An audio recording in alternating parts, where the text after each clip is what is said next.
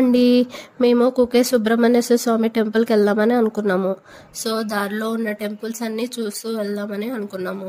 First సిరిసి వెళ్ళాము. సిరిసి వెళ్ళేసరికి morning 4:30 అయింది. నైట్ బయలుదేరాము. ఇక 4:30కి కాసేపు రెస్ట్ తీసుకొని ఒక రూమ్ తీసుకొని ఒక 2 hours పడుకొని పొద్దున్నే లేచి స్టార్ట్ అయ్యి ఇక టెంపుల్ దగ్గరికి వెళ్ళాము. అక్కడ టెంపుల్స్ చాలా డిఫరెంట్గా ఉంటాయండి. కర్ణాటక కదా. సో మా వారు వాళ్ళ మామయ్య కొడుకు వాళ్ళ వైఫ్ది అక్కడ అనమాట, రాయచూరు దగ్గర. సో తను కన్నడ మాట్లాడుతుంది కదా, మాకు కూడా హెల్ప్ఫుల్గా ఉంటుందని అందరం కలిసి పోదామని వాళ్ళని అడిగితే వాళ్ళు కూడా వస్తామని చెప్పారు. సో అందరం కలిసి వెళ్ళాము. మేమిద్దరము, వాళ్ళ ముగ్గురు, మా అన్నయ్య, వాళ్ళ వైఫ్, అమ్ము, ఇంకా చిన్న పాప, అందరం కలిసి వెళ్ళాము. అదిగో చూస్తున్నారా, అదే అండి, అదే మారికాంబాదేవి టెంపుల్ అన్నమాట. సో లోపలికి వెళ్దామని స్టార్ట్ అయ్యాము.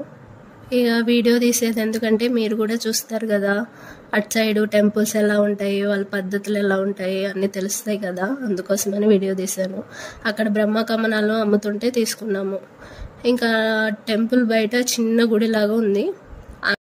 ఆ చిన్న గుడి భూతరాజు గుడి అంట. సో అక్కడ దండం పెట్టుకొని లోపలికి వెళ్ళాము.